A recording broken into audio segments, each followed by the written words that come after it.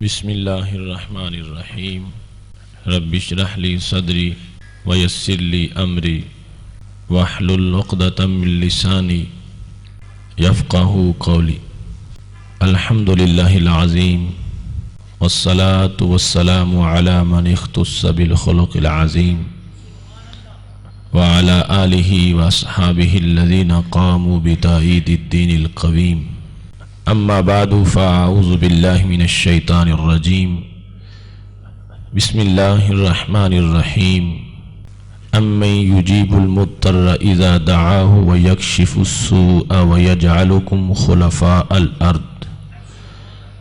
اإلہ مع اللہ قلیلا ما تذکرون. صدق اللہ العظیم وصدق رسوله النبی الکریم الامین. ان اللہ وملائکتہ یصلون علی النبی یا ایہا الذین آمنوا صلوا علیہ وسلموا تسلیما. الصلاة والسلام علیک یا سیدی یا رسول اللہ وعلی آلک واصحابک یا حبیب اللہ. مولاي صل وسلم دائما ابدا على حبيبك خير الخلق كلهم يا أكرم الخلق مالي من ألوذ به سواك عند حلول الحادث العممي. ربي صل وسلم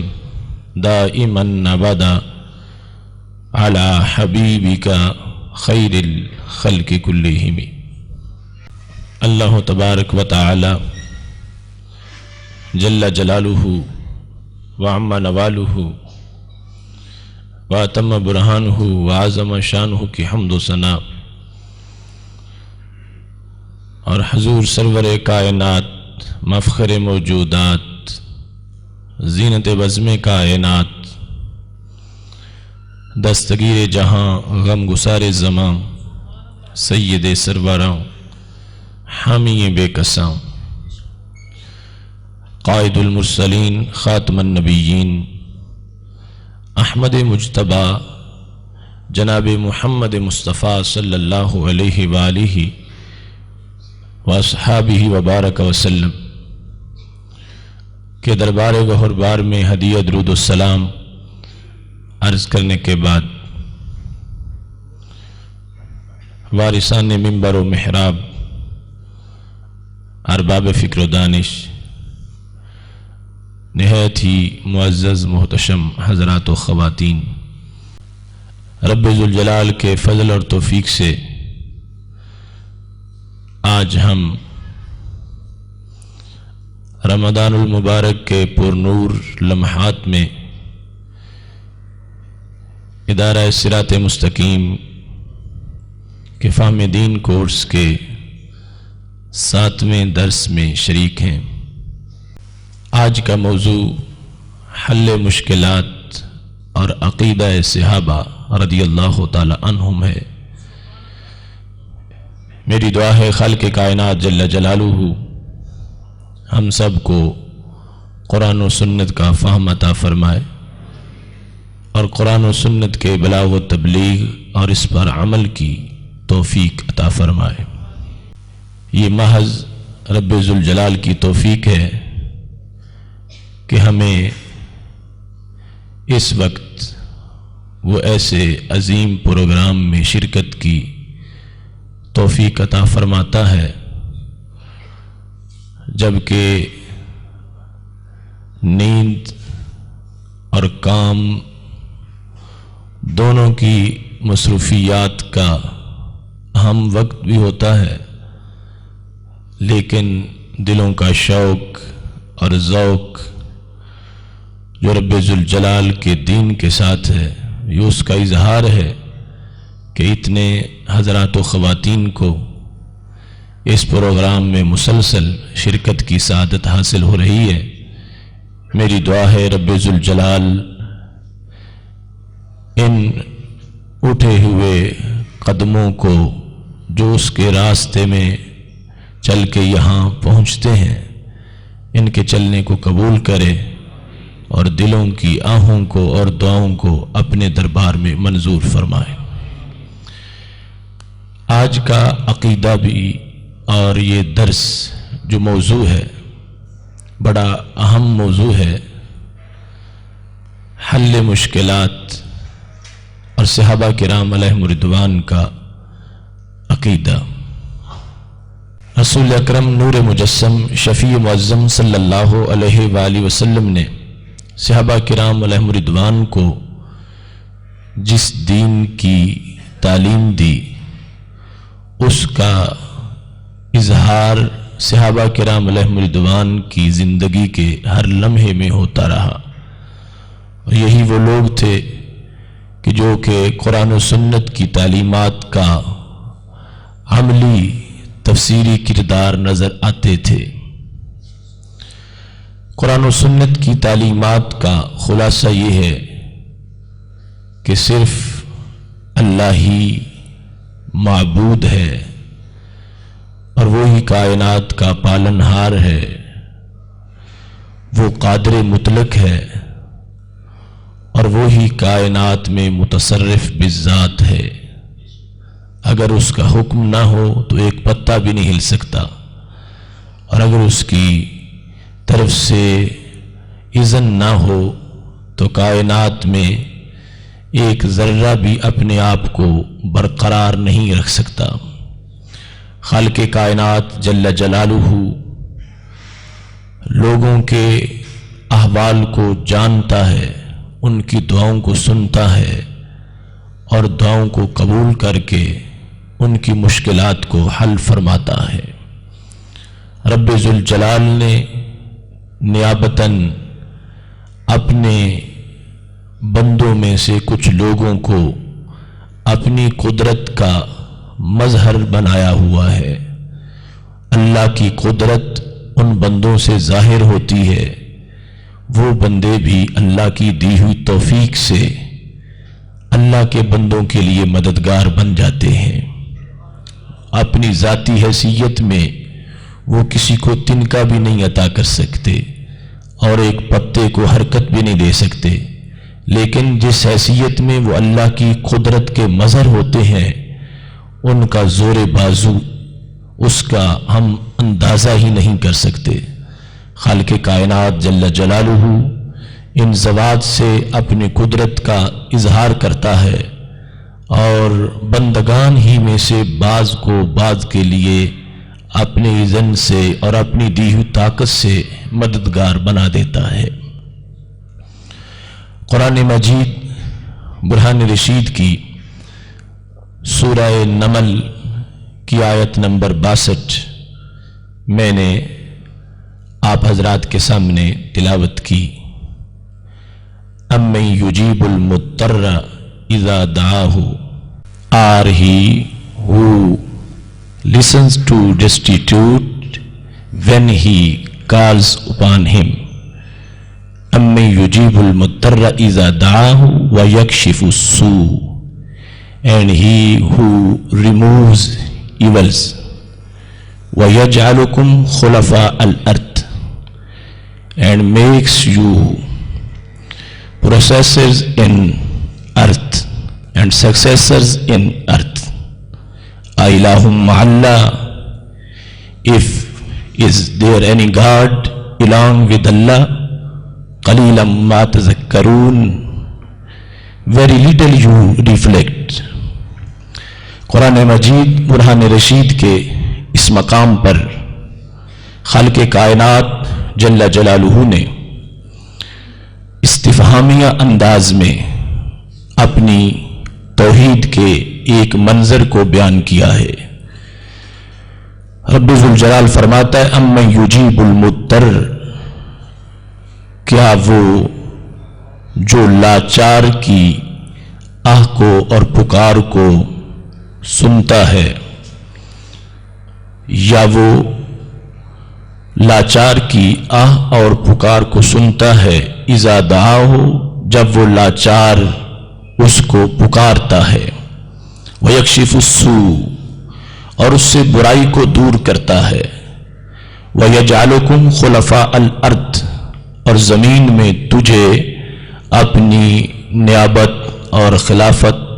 عطا فرماتا ہے، زمین کا تم کو وارث بنا دیتا ہے۔ اَإِلَٰهٌ مَّعَ اللَّهِ، کیا کوئی اور بھی ہے اللہ کے سوا جو اللہ کے ساتھ یہ کام کرنے والا ہو؟ تو جواب خود آیت کے انداز سے اخذ ہوتا ہے کہ اور کوئی ایسا نہیں، صرف اللہ ہی ہے جو کہ مضطر کے حال کو سن کر اس کی مدد کرتا ہے۔ قلیلا ما تذکرون، اللہ فرماتا ہے بہت کم تم نصیحت حاصل کرنے والے ہو اور بہت کم تم دھیان دینے والے ہو۔ اس مقام پر خالق کائنات جل جلالہ کا خطاب مسلسل مشرکین سے ہے، اور مشرکین کے جو اس وقت ان کی سوچ کا معیار تھا اللہ اس کو مسترد کر رہا ہے، اور مومنین میں سے کوئی شخص بھی ایسا نہیں تھا کہ جو اللہ کی اس شان کا انکار کرنے والا ہو اور اللہ تعالیٰ کے سوا بغیر اللہ کی رضا کے کسی اور کو ایسا ماننے والا ہو۔ پیچھے بھی ہے اللہ خیر اما یشرکون، اور اس کے بعد امن خلق السماوات سے گفتگو کو شروع کیا گیا، اور اس کے بعد بھی آیت میں اللہ فرماتا تعالی اللہ عما یشرکون، کہ اللہ اس سے بلند و بالا ہے جو لوگ وہ شرک کرنے والے ہیں۔ مشرکین کو دعوت حق دی گئی اور ان کو اس بات کی طرف متوجہ کیا گیا کہ وہ رب ذوالجلال کی ذات ہے کہ جو کائنات میں متصرف حقیقی ہے اور پکارنے والے کی پکار کو سنتی ہے، اس کو جواب دیتی ہے اور اس کی غم کو دور کرتی ہے۔ لہٰذا اس کی توحید کو مانتے ہوئے اس کے محبوب علیہ السلام کا کلمہ پڑھتے ہوئے دائرہ اسلام میں داخل ہو جاؤ، کیونکہ وہی ذات تمہاری مشکلات کو حقیقی طور پر حل کرنے والی ہے۔ کوئی بت یا طاغوت ایسا نہیں کہ جس کو یہ صلاحیت دی گئی ہو، یہ خالق کائنات جل جلالہ کا اپنا فضل ہے، اور اسی فضل سے وہ لوگوں کی مشکلات کو دور فرماتا ہے۔ قرآن مجید برہان رشید کے اس مقام میں رب ذوالجلال نے مشرکین کے طرز فکر کو تو مسترد کر دیا کہ انہوں نے اللہ کے سوا معبود بنائے ہوئے ہیں، اور بت اور طاغوت ان کے سامنے ہیں جن کو مشکلات میں وہ پکارتے ہیں اور ان کی طرف متوجہ ہوتے ہیں۔ خالق کائنات جل جلالہ نے فرمایا وہ کسی طرح بھی تمہاری مدد نہیں کر سکتے، وہ اللہ ہی کی ذات ہے جو کہ پکار کو سنتی ہے اور تمہاری مدد کرنے والی ہے۔ اس کے ساتھ اس کے مفہوم کو واضح کرنے کے لیے قرآن مجید برہان رشید کی سورہ یوسف کی آیت نمبر 93 کو سامنے رکھیے تاکہ پتہ چلے کہ خالق کائنات جل جلالہ کے اولیاء کے تبرکات یا اللہ کی مخلوق میں سے جو اللہ کے اذن سے مدد ملتی ہے ادھر متوجہ ہونا، اور حقیقت میں اللہ ہی کو اپنے لیے مشکل کشا ماننا، اس سے توحید کے عقیدہ میں کوئی خلل یا خرابی لازم نہیں آتی۔ جس وقت حضرت یوسف علیہ السلام کے پاس ان کے بھائی پہنچے ہوئے تھے اور حضرت یعقوب علیہ السلام کی آنکھوں کی بینائی جا چکی تھی اور وہ مسلسل حضرت یوسف علیہ السلام کے فراق اور جدائی میں آنسو بہا رہے تھے،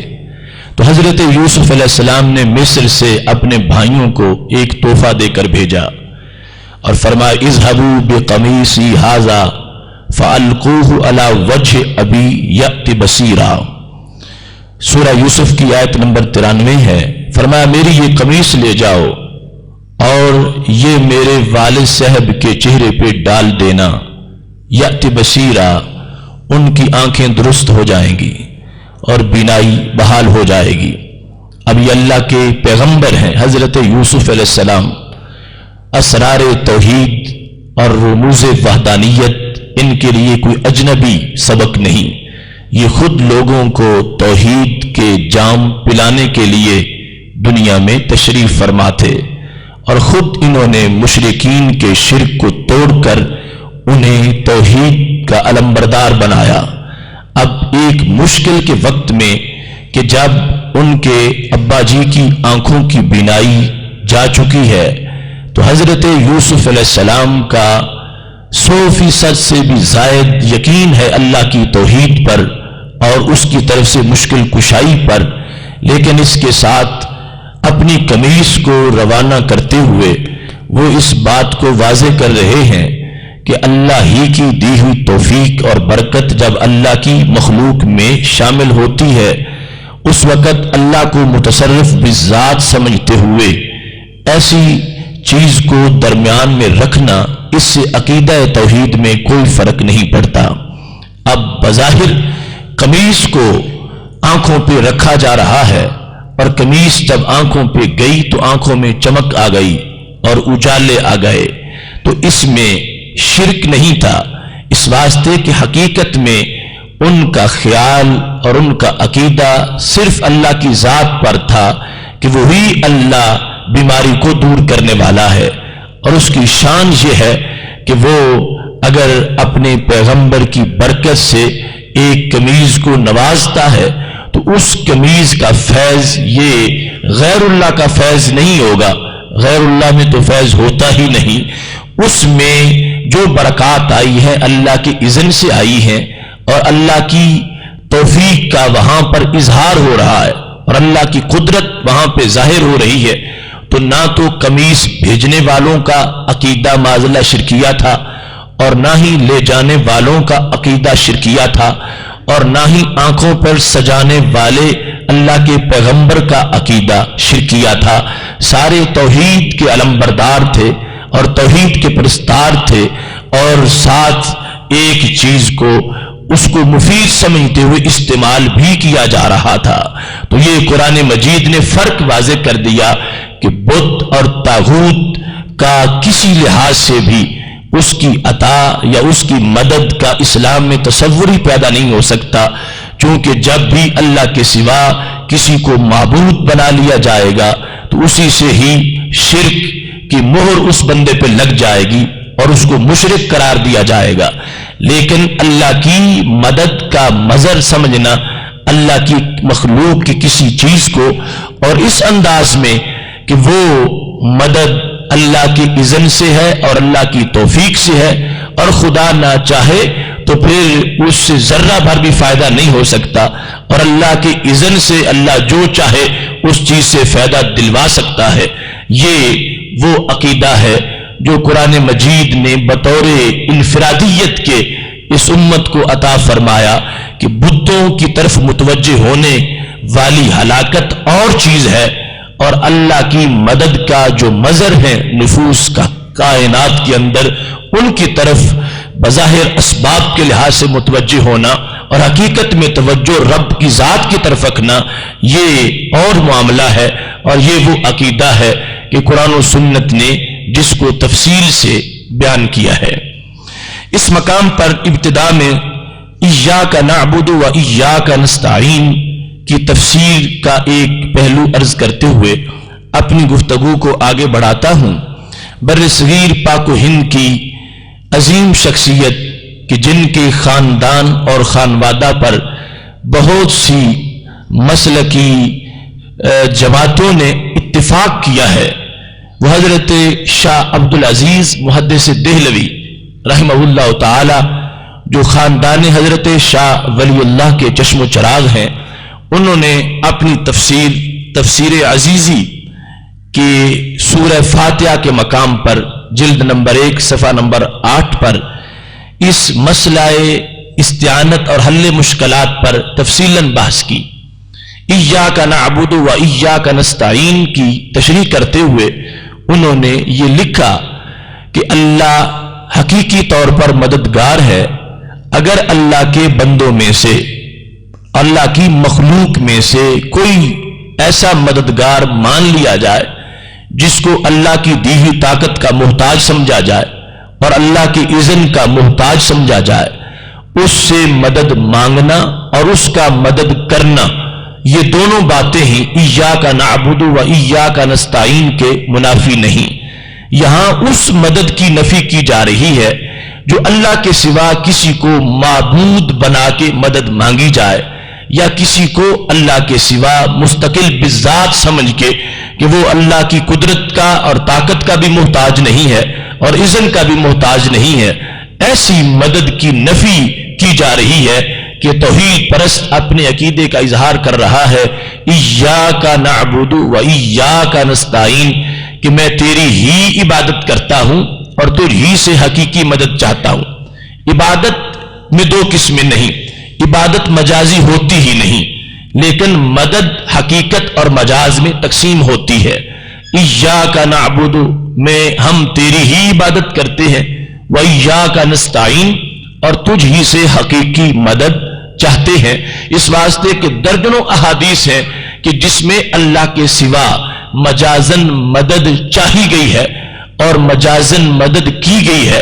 اور اس عقیدے کو صحابہ کرام علیہم رضوان نے عملاً اپنی زندگی میں ثابت کیا ہے۔ تو فارسی کے اندر تفسیر عزیزی میں یہ الفاظ ہیں،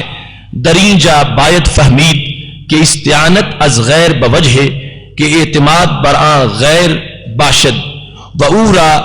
مظہر اون الہی نہ داند حرام است۔ حضرت شیخ عبدالعزیز محدث دہلوی رحمۃ اللہ علیہ ایاک نعبد و ایاک نستعین کی تفسیر میں کہتے ہیں، درینجا باید فہمید، اس جگہ سمجھ لینا چاہیے کہ استعانت از غیر، کہ اللہ کے سوا کسی اور سے مدد مانگنا، بوجہ اس طرح کہ اعتماد برآں غیر باشد، کہ اس غیر پر ہی اعتماد ہو، وعورا مظہر اون الہی نہ داند، اور اس غیر کو اللہ کی مدد کا مظہر نہ جانے، اسے مستقل بذات سمجھے کہ یہ اپنے پاس سے کر رہا ہے، اللہ کی مرضی کے بغیر کر رہا ہے۔ اگر کوئی ایسا کرتا ہے تو حضرت شاہ عبدالعزیز رحمۃ اللہ علیہ نے لکھا حرام است، اس طرح کی مدد غیر سے مانگنا یہ حرام ہے، کہ اگر اس غیر کو اس نے اللہ کی مدد کا مظہر نہیں جانا اور اسی پر اعتماد ہے کہ اللہ کے سوا یہی سب کچھ کر سکتا ہے اور یہ مستقل بذات ہے، اگر کسی نے اللہ کے سوا کسی بڑی سی بڑی شخصیت سے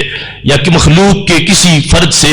ایسی استعانت چاہی تو اس کو انہوں نے حرام قرار دیا کہ ایسا مدد کا طلب کرنا حرام ہے۔ اب دوسری شک بیان کرتے ہیں کہ جو جائز ہے، اگر التفات محض بجانب حق است و اورا یک از مظاہر اون دانستہ، کہ کوئی شخص مدد تو مانگتا ہے رسول اکرم صلی اللہ علیہ وسلم سے، اور مدد مانگتا ہے اللہ تعالیٰ کے اولیاء رحمہم اللہ سے، اور ان کو اللہ کی مدد کا مظہر جانتا ہے، اور اس وقت بھی توجہ اس کی اللہ کی ذات کی طرف برقرار ہے، اسی کو کائنات کا متصرف بذات سمجھتا ہے اور اسی کو ہی قادر مطلق سمجھتا ہے، اور یہ درمیان میں جو ذات ہے اس کو اس شخص نے اللہ کی مدد کا مظہر مانا ہوا ہے کہ مدد اللہ ہی کی ہے، اور اس جگہ سے اس مدد کا ظہور ہو رہا ہے۔ تو حضرت شاہ عبدالعزیز فرماتے ہیں بغیر استعانت نماید، یہ عقیدہ رکھتے ہوئے غیر سے، اللہ کے غیر سے استعانت چاہتا ہے، دور از عرفان خواہد بود، یہ بات معرفت سے دور نہیں ہے، وہ در شرع نیز جائز است، اور شریعت میں بھی جائز ہے، وہ انبیاء اولیاء این نوع استعانت بغیر کردہ اند، اور اللہ تعالیٰ کے انبیاء کرام علیہم السلام اور اللہ تعالیٰ کے اولیاء علیہم الرحمہ اس قسم کی استعانت غیر سے کرتے ہیں، اور بغیر کردان کسی کے چاہنے پر ان کی مدد بھی کرتے ہیں۔ ودر حقیقت این نوع استعانت بغیر نیز بلکہ استعانت بحضرت حق است۔ حضرت شاہ عبدالعزیز فرماتے ہیں اس عقیدے کی بنیاد پر اللہ کی مخلوق کے کسی فرد سے مدد چاہنا یا مخلوق کے کسی فرد کا کسی کی مدد کرنا کہ متصرف بالذات تو صرف اللہ کی ذات ہے اور یہ ولی یا نبی اس کی مدد کا مظہر ہے، اپنی طرف سے کچھ بھی نہیں کر سکتے، ایسے عقیدے سے ان سے مدد چاہنا، یہ کہتے ہیں حقیقت میں یہ اللہ ہی کی مدد ہے، اس کو غیر کی مدد شمار نہیں کرنا چاہیے۔ یہی وجہ ہے کہ قرآن مجید کے 19ویں پارے میں جہاں حضرت سلیمان علیہ السلام نے بڑی دور سے جو 2 مہینے کی مسافت تھی تخت منگوایا اور آیا آنکھ جھپکنے سے پہلے، تو جب پہنچا تو انہوں نے کہا ھذا من فضل ربی، یہ طاقت اصل میں اللہ ہی کی ہے کہ اگرچہ لانے والا تو میرا ایک غلام ہے، مصاحب ہے، لیکن طاقت اللہ ہی کی ہے۔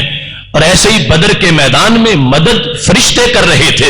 لیکن اللہ نے فرمایا وَمَن نَصْرُ إِلَّا مِنْ عِنْدِ اللَّهِ، اگرچہ تلواریں انہوں نے چلائی اور میرے صحابہ کے ساتھ، میرے نبی علیہ السلام کے صحابہ کے ساتھ کھڑے یہ ہوئے اور یہ مدد کرتے رہے، لیکن چونکہ یہ میری مدد کا مظہر تھے تو ان کی مدد کو غیر خدا کی مدد نہ کہو۔ وَمَن نَصْرُ إِلَّا مِنْ عِنْدِ اللَّهِ، یہ مدد اللہ ہی کی ہے۔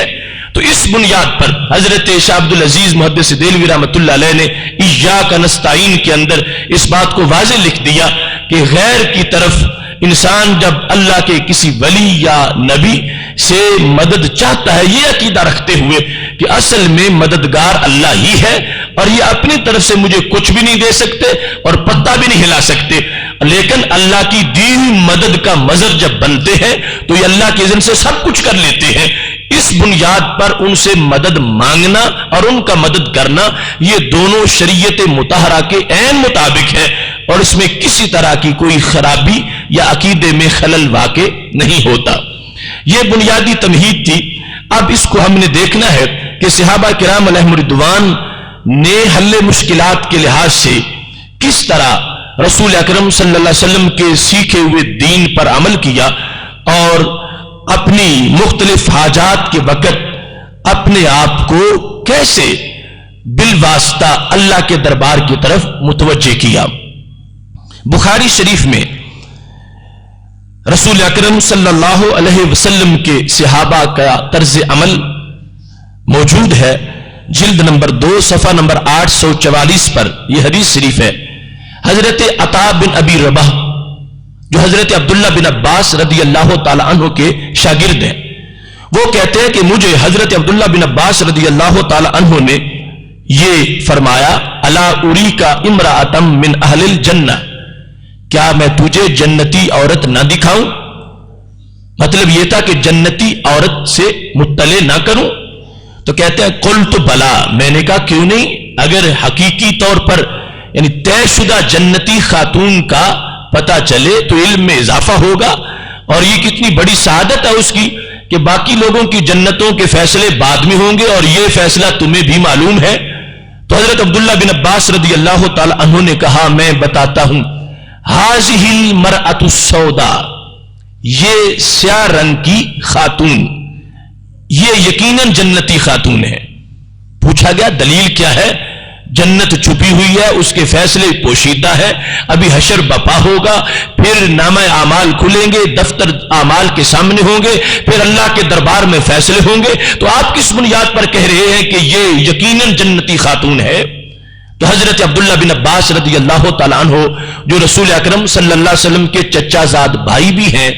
اور مفسر بارگاہ رسول علیہ السلام بھی ہیں، انہوں نے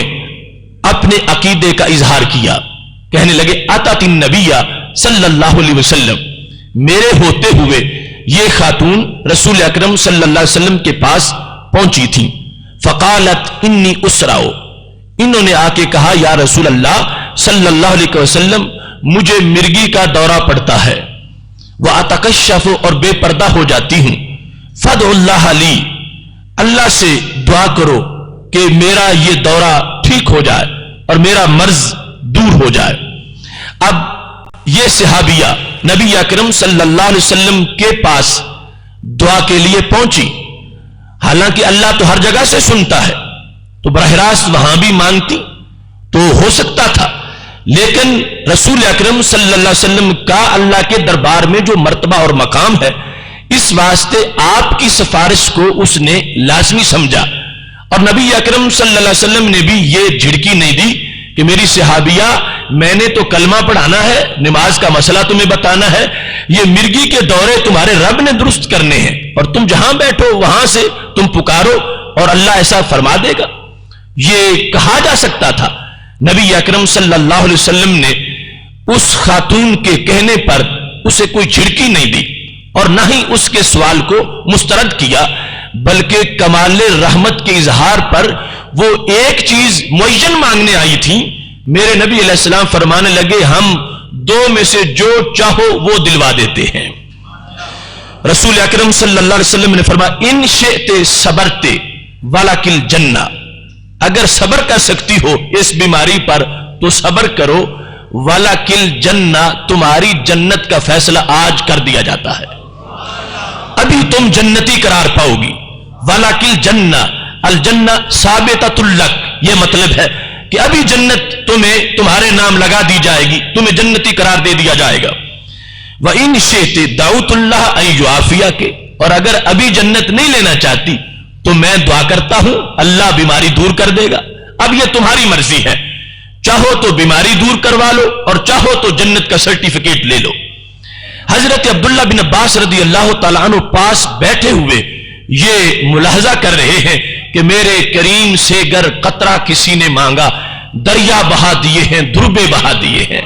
وہ صرف اپنی مرض کے لحاظ سے آئی تھی، میرے محبوب علیہ السلام نے فرمایا یہ معمولی سی بات ہے، چاہو تو جنت آج ہی عطا کر دیتا ہوں اور اس کے بارے میں تمہارا فیصلہ حتمی ہو جائے گا۔ قربان جاؤں اس صنف نازک پہ، حالانکہ بیماری کا مسئلہ کس قدر بندے کے جگر کو پگھلا دیتا ہے۔ وہ کہنے لگی یا رسول اللہ صلی اللہ علیہ وسلم اصبرو، بیماری چلو چند گھڑیاں ہے، چند سال ہے، کوئی بات نہیں، میں صبر کرتی ہوں، آپ مجھے جنت عطا فرما دیں۔ اصبرو،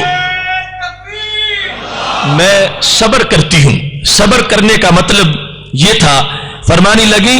کہ یا رسول اللہ صلی اللہ علیہ وسلم صبر کرتی ہوں، جنت مجھے دے دو۔ فقالت انی اتکشف، جب جنت کا فیصلہ ہو گیا تو کہنے لگی بھی تو میں نے منظور کر لی، لیکن یہ تو نہ ہونے پائے کہ جب میں مرگی کے دورے سے گروں تو میرا کہیں سطر درست نہ رہے، بے پردہ ہو جاؤں، یہ مجھے برداشت نہیں ہے۔ فدعا لہا، تو نبی علیہ الصلوۃ والسلام نے فرمایا ٹھیک ہے، اگرچہ پہلے تم نے خود ایک چیز اپنے اختیار سے لی تھی اور اب تجھے مزید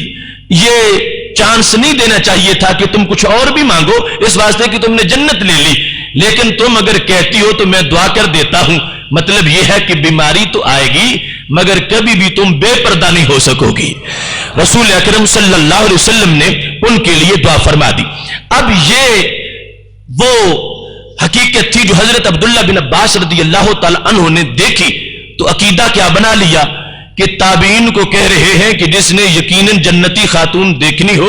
یہ عورت ہے کہ جو کہ جنتی ہے۔ اگر رسول اکرم صلی اللہ علیہ وسلم سے مانگنا، سرکار کا دینا اور سرکار کے پاس جانے کا کوئی فائدہ نہ ہوتا اور نبی اکرم صلی اللہ علیہ وسلم سے صحابہ اپنی مشکل کو حل کروانا جائز نہ سمجھتے ہوتے تو ان باتوں میں سے کوئی بات بھی سامنے نہ آتی۔ اور پھر بالخصوص حضرت عبداللہ بن عباس رضی اللہ تعالی عنہ کا بطور عقیدہ یہ بیان کرنا یہ آج ہر بندے کے لیے بڑا لازم ہے۔ آج اس وقت ہم ایسی حدیث بیان کرتے ہیں تو کچھ لوگ بغیر سوچے سمجھے کہ کہہ دیتے ہیں کہ یہ تو آپ نے کہہ دیا تھا، ٹھیک ہے، پتہ نہیں آگے جا کے ایسا ہوتا بھی ہے یا نہیں، اللہ پتہ نہیں کیا فیصلہ کرے گا۔ لیکن ابن عباس صحابی جو ہے ان کا یہ عقیدہ ہے کہ کہنے لگے میں یقین سے کہتا ہوں جو نبی علیہ السلام نے فرما دیا اب اس کی خلاف ورزی نہیں ہو سکتی۔ جس نے یقیناً جنتی خاتون کو جاننا ہے تو یہ ہے کہ جن کی مشکل میرے محبوب علیہ السلام کے دربار میں حل ہوئی تھی، یہ چھوٹی مشکل حل کروانے گئی تھی، نبی علیہ السلام نے بڑی مشکل حل فرما دی اور ان کو جنت دے دی۔ اور صحابی نے اس پر اپنا پکا یقین رکھ لیا ہے اور 1% بھی شک باقی نہیں رہا۔ کہنے لگے یہ وہ ہے کہ جن کا فیصلہ رسول اکرم صلی اللہ علیہ وسلم کے دربار میں ہو چکا ہے اور ان کو یقینی طور پر جنتی قرار دیا جا چکا ہے۔ دوسرے نمبر پر جامع ترمذی میں بھی ہے اور مشکات شریف میں ترمذی نے اس حدیث کو حسن صحیح قرار دیا ہے کہ حضرت عثمان بن حنیف رضی اللہ تعالی عنہ راوی ہے، ان رجلا دریر البصر اتى النبی صلی اللہ علیہ وسلم، ایک نابینا صحابی رسول اکرم صلی اللہ علیہ وسلم کے دربار میں آئے، فقال ادعو اللہ ان یعافینی، کہنے لگے یا رسول اللہ صلی اللہ علیہ وسلم اللہ سے دعا کرو کہ وہ مجھے عافیت عطا فرما دے۔ اب دیکھو یہ ایمان کے اولین مخاطب لوگ ہیں جن کو توحید کے اسرار و رموز کا اچھی طرح پتہ ہے اور یہ سمجھتے ہیں کہ اللہ تعالیٰ کے نبی علیہ السلام کی طرف متوجہ ہونا، ان سے جا کے حاجت کا ذکر کرنا اور ان کو درمیان میں وسیلہ بنانا اور ان سے اللہ کے دربار میں سفارش کروانا، یہ معاذ اللہ بت کی طرف جانے کے مترادف نہیں ہے، یہ اللہ کے غیر اس کے دشمن کی طرف جانے کے مترادف نہیں ہے۔ اگر ایسا ہوتا تو کوئی صحابی بھی یہ نام نہ کرتے اور جو آتا نبی علیہ السلام جھڑکی دے کے پیچھے ہٹاتے کہ مجھ سے صرف تم نے نماز روزے کا مسئلہ پوچھنا ہے، یہ میری حیثیت ہی نہیں کہ تمہاری بیماریوں کے بارے میں اللہ سے درخواستیں کرتا رہوں اور ان کی شفا کا میں بندوبست کرتا رہوں، اللہ جانتا ہے، تم اس کو پکارو وہ صحیح کر دے گا۔ رسول اکرم صلی اللہ علیہ وسلم نے یہ تبصرہ ان کے سامنے نہیں کیا، جو آیا ہے کوئی ایک چیز لینے آیا تھا، آپ نے اس کو کئی چیزیں دینے کا اعلان فرما دیا ہے۔ اب یہاں پر بھی جس وقت وہ صحابی پوچھنے لگے تو رسول اکرم صلی اللہ علیہ وسلم نے یہاں بھی دامن رحمت کھول دیا، ان شئت دعوت و ان شئت صبرت، مرضی ہے تو میں دعا کر دیتا ہوں، مرضی ہے تو تم صبر کرو، فہو خیر لک، اس دعا کے نتیجے میں جو تمہیں آنکھیں ملیں گی اس کے مقابلے میں صبر تمہارے لیے اچھا رہے گا۔ ایک ہے آنکھوں کا مل جانا، ایک ہے نابینا ہونے کے باوجود صبر کرنا، صبر کرو گے تو جنت ملے گی، اور ایسے معاملے میں چاہتے ہو تو میں دعا کر دیتا ہوں۔ اور یہ جنت کا مطلب تھا اسی وقت فیصلہ، ورنہ صحابہ تو جنتی ہی جنتی ہے، اور ان کے علاوہ سینکڑوں صحابہ کے بارے میں احادیث آ چکی ہے، اور ویسے ہی کل وعد اللہ الحسنى، اللہ نے حسنہ کا ان کا وعدہ کیا ہوا ہے۔ تو یہ مطلب تھا اس وقت جنت کا فیصلہ کروانا چاہتے ہو یا آنکھیں لینا چاہتے ہو، جو چاہو ہم اس کے لیے تیار ہیں۔ رسول اکرم صلی اللہ علیہ وسلم نے جس وقت یہ ارشاد فرمایا تو وہ شخص کہنے لگے اپنا اپنا شوق ہے اور اپنی اپنی طبیعت اور چاہت ہے۔ وہاں وہ خاتون آئی تھیں تو ان کو جب اختیار دیا گیا تھا تو انہوں نے کیا چاہت اظہار کی، کہنے لگی بیماری پر تو صبر کر لیتی ہوں، جنت دے دو۔ یہ صحابی جو ہے نابینا یہ کہنے لگے فدعو، آپ میری آنکھوں کا بندوبست کر دے، اللہ سے دعا کریں، جنت تو آپ کے صدقے مل ہی جائے گی، فدعو، آپ دعا کر دیں۔ تو رسول اکرم صلی اللہ علیہ وسلم نے فرمایا ٹھیک ہے، میں دعا ایسی کرتا ہوں کہ قیامت تک کے لوگوں کو وہ طریقہ ملے گا کہ جو میرے پاس نہیں پہنچ سکے گا، یہاں جہاں بیٹھا ہوا دعا مانگے گا اللہ اس کی مشکل کو حل فرما دے گا۔ فَأَمَرَهُ أَن يَتَوَضَّأَ، حکم دیا کہ وضو کر لو، فَيُحْسِنُ الْوُضُوء، اچھی طرح وضو کرو، اس شخص کے لیے یہ کہا، اور پھر يَدْعُو بِهَذَا الدُّعَاء، یہ دعا مانگو، اور دعا کے الفاظ سے یہ پتہ چلتا ہے وہ غیب میں علیحدہ جگہ پہ وضو کر کے انہوں نے جا کے یہ دعا مانگی، اللہم انی اسألک، اے اللہ میں تجھ سے سوال کرتا ہوں، واتوجہ الیک، اور تیری طرف توجہ کرتا ہوں، کیسے؟ بنبی کا محمد نبی الرحمت، میں اکیلا نہیں، میں تیرے نبی علیہ السلام کو ساتھ لے کے سوال کرتا ہوں، میں تیری طرف متوجہ ہوں تیرے محبوب علیہ السلام کے ساتھ، اگرچہ سرکار علیحدہ بیٹھے ہیں مگر رحمت سرکار کی امتی کے ساتھ ہے۔ فرمایا اتوجہ الیک بنبی کا، تیری طرف متوجہ ہوں مگر وہاں آ کے جہاں دربار رسالت ہے، بنبی کا محمد نبی الرحمت، جن کو تو نے نبی رحمت بنایا ہے، ہر ادا جن کی رحمت ہے، میں ان کے وسیلے سے تجھ سے دعا مانگ رہا ہوں۔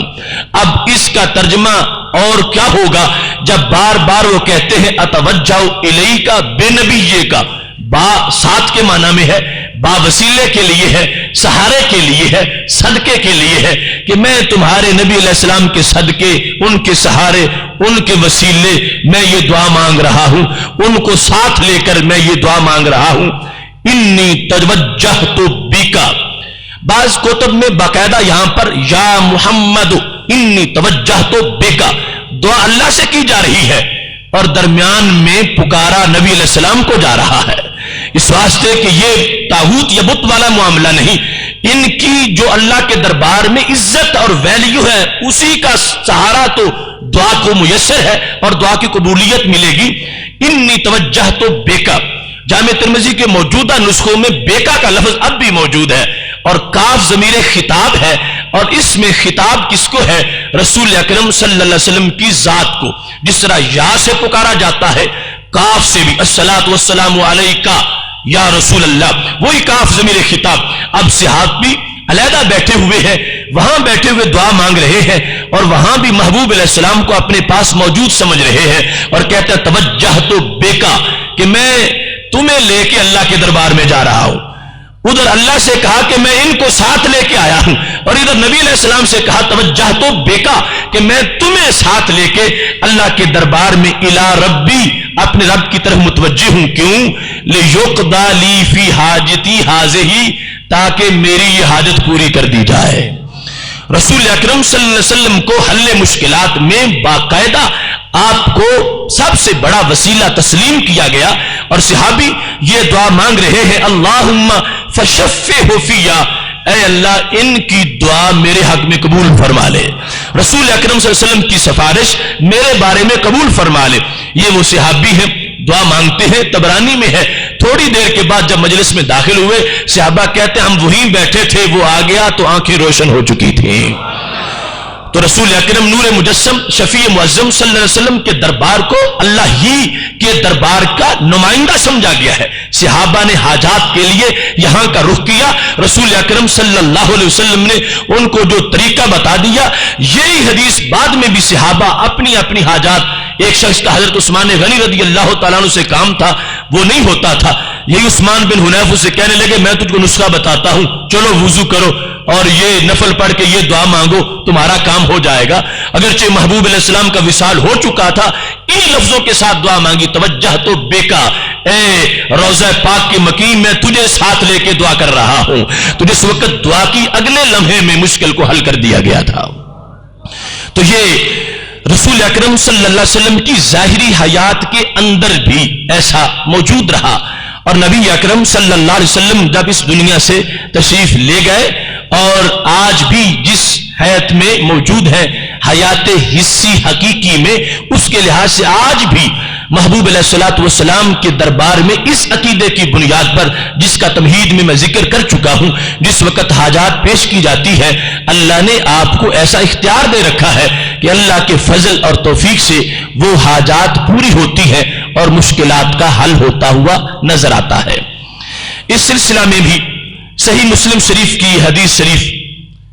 بلکہ اس سے پہلے بخاری شریف جلد نمبر 2 صفحہ نمبر 875 پر یہ حدیث شریف ہے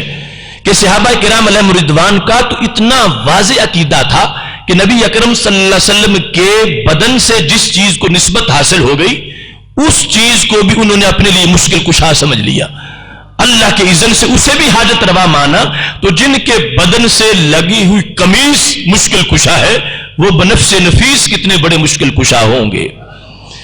یہ حدیث شریف صحیح مسلم بخاری میں ہے۔ حضرت عثمان بن عبداللہ بن موہب، ان کا علیحدہ عقیدہ اور پھر قمیص کے لحاظ سے علیحدہ عقیدہ۔ پہلے منہ مبارک کے لحاظ سے کہ رسول اکرم صلی اللہ علیہ وسلم کے بدن پر داڑھی مبارک میں، سر مبارک میں بال ہوگا، اس کو کیا حیثیت مل گئی؟ اس مقام پر حضرت ام سلمہ رضی اللہ تعالی عنہا، جو امہات المومنین میں سے سب سے آخر میں جن کا وصال ہوا، نبی علیہ الصلوۃ والسلام کی زوجہ محترمہ ہے، ان کے پاس چاندی کی ڈبیا میں رسول اکرم صلی اللہ علیہ وسلم کے منہ مبارک تھے، جو انہوں نے سنبھال کے رکھے ہوئے تھے، اور یہ عمل بھی ان کا اپنے بیٹوں کے لیے، امت مسلمہ کے سپوتوں کے لیے درس تھا کہ ان سے کبھی تم ہم سری نہ کرنا، تمہارے بالوں سے وبا پھیلتی ہے، اور ان کے منہ مبارک شفا بانٹتے ہیں اور ان کو ڈبیوں میں، چاندی کی ڈبیوں میں سنبھال کے رکھا جاتا ہے۔ حضرت عثمان بن عبداللہ بن محب رضی اللہ تعالی عنہ کہتے ہیں ارسلنی اہلی الی ام سلمۃ بقدح من ماء، مجھے میرے گھر والوں نے پانی کا ایک پیالہ دے کر حضرت ام سلمہ رضی اللہ تعالی عنہا کی خدمت میں بھیجا۔ کیوں؟ کہتے ہیں کان اذا اصاب الانسان عین او شیء بعث الیہا مخدبۃ، ہمارے ہاں سب صحابہ تابعین میں یہ دستور تھا، جس شخص کو بھی نظر لگ جاتی تھی یا کوئی بیماری، وہ پانی کا پیالہ لے کر ام المومنین کے پاس چلا جاتا تھا۔ کان اذا ماضی اور یعنی استمرار پر اس کے دلالت ہے، کان اذا اصابہ، جب کسی کو نظر لگتی تھی یہ بھی مشکل ہے، اور شیئن کوئی مرض لگ جاتا تھا یہ بھی مشکلات ہے صحابہ کی، تو کیا کرتے تھے؟ وہ پانی کا پیالہ لے کر ام المومنین حضرت ام سلمہ رضی اللہ تعالی عنہا جو مومنوں کی ماں ہیں ان کے پاس چلے جاتے تھے۔ اب ان کے پاس جا کے اپنی بیماری کا ذکر کرتے۔ دیکھو کتنا واضح عقیدہ ہے صحابہ تابعین کا۔ حضرت ام سلمہ رضی اللہ تعالی عنہا نے ایک مرتبہ بھی اپنے کسی بیٹے کو جھڑکی نہیں دی کہ دیکھو تم نے پیالے اٹھائے ہوئے ہیں، اللہ ہر جگہ سے سنتا ہے، جہاں بیٹھے ہو بیماری لگ گئی ہے تو اللہ کو پکارو، بیماری دور ہو جائے گی، کیا پڑا ہے ان پیالوں میں، میرے پاس کیوں آتے ہو؟ ہرگز کسی کو جھڑکی نہیں دی، سب کو یہ عقیدہ واضح کیا ہے اللہ ہر جگہ سے سنتا ہے، مگر نبی علیہ السلام کے منہ مبارک کے صدقے میں مدد جلد مل جاتی ہے۔ اب جس وقت بیمار کا پیالہ پہنچا، اخرجت من شعر رسول اللہ صلی اللہ علیہ وسلم وکانت تمسکہ فی جلجل من فضہ، چاندی کی ڈبیا سے منہ مبارک نکالے ہیں اور ان کو پیالے میں ڈالا اور خدخدت ہو پیالے کو حرکت دی ہے، اور یہ پانی پیالے سے جب منہ مبارک کو نکال لیا گیا، یہ پانی بیمار نے پیا، اللہ نے اس کو شفا عطا فرما دی۔ اب یہ کوئی توہم پرست لوگ نہیں، یہ حق پرست لوگ ہیں، صحابہ کرام علیہم رضوان، تابعین، اور بالخصوص حضرت ام سلمہ رضی اللہ تعالی عنہا جو خود یہ اپنی نگرانی میں سب کچھ کروا رہی ہیں، وہ خود سب سے بڑی ذمہ دار ہے۔ انہوں نے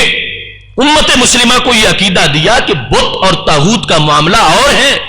اور اللہ تعالیٰ کے محبوب علیہ السلام کا معاملہ اور ہے۔ ان کے منہ مبارک کے لیے سفر کرنا، پانی بھر کے پیالے لانا، پانی میں منہ مبارک ڈالنا اور پھر نیت شفا سے پینا کہ یہ پانی پیئیں گے تو بیماری دور ہو جائے گی، یہ وہ دین ہے جو رسول اکرم صلی اللہ علیہ وسلم نے خود اپنے صحابہ کرام کو عطا فرما رکھا ہے۔ دوسرے مقام پر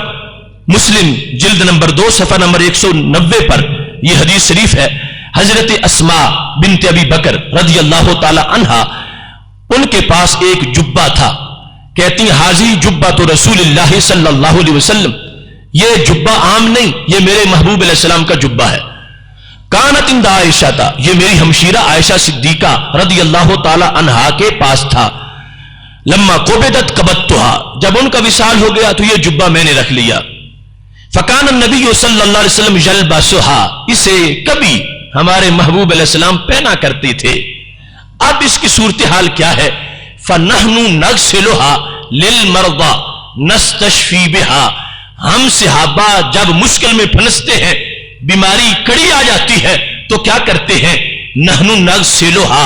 ہم اس جبے کو دھوتے ہیں، لِلْمَرْضَى مریضوں کے لیے،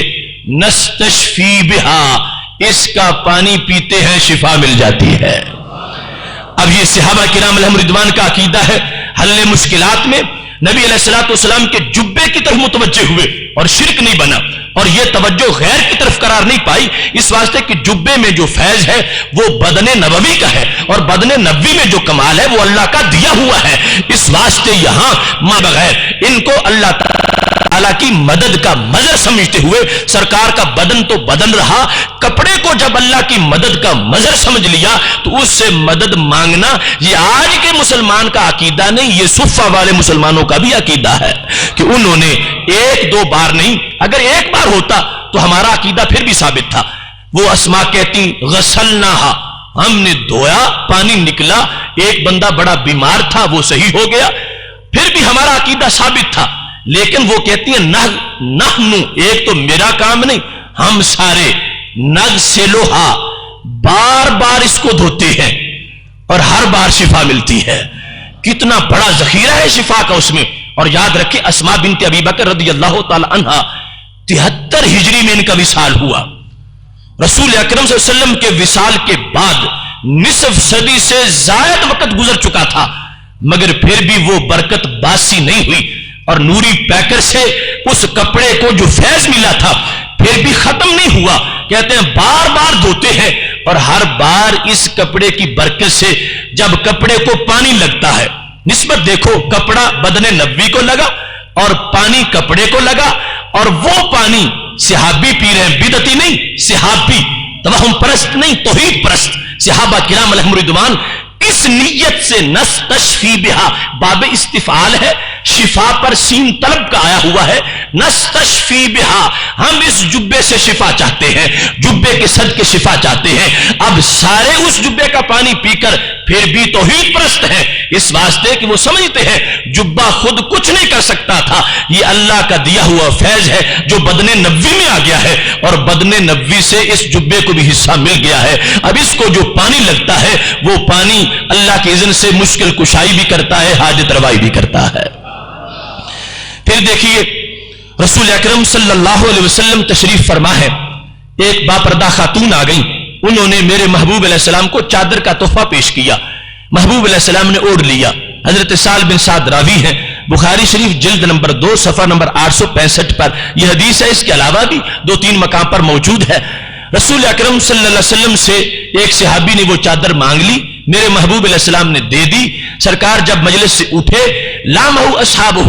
اس شخص پہ دیگر صحابہ نے تنقید کی کہ تم نے چادر کیوں مانگی؟ نبی علیہ السلام کو ضرورت تھی تب تحفہ قبول کیا، تمہیں مانگنی نہیں چاہیے تھی، کیونکہ یہ دربار ایسا نہیں ہے کہ جہاں سے منگتا خالی جائے. یہ تو ہو ہی نہیں سکتا تھا کہ تم مانگتے اور سرکار نہ دیتے، تمہیں مانگنے سے ہی اجتناب کرنا چاہیے تھا.